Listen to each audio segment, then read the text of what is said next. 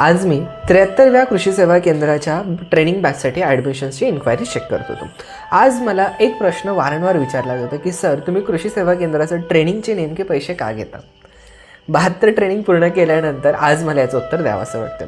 बघा, ट्रेनिंग देताना हा front face as a trainer म्हणून माझा असतो, परंतु माझ्यासोबत टीम काम करते. ज्याच्यामध्ये graphic designer, content writer, coordinator, accountant अशा वेगवेगळ्या लोकांचा समावेश आहे. यासोबतच आम्हाला याच्यासाठी पेड टूल्स काही वापरावे लागतात, ज्याच्यावरती लॅपटॉपचा कॉस्ट, वायफायचा चार्ज आणि अनेक सॉफ्टवेअरचा कॉस्ट हा सगळा असतो. या सगळ्यांचा खर्च लक्षात घेता ट्रेनिंगसाठी आम्हाला सुद्धा काही प्रोडक्शन कॉस्ट असतो. सो त्याच्यामुळे हा प्रोडक्शन कॉस्ट आम्हाला स्टुडंटकडनं घ्यावा लागतो.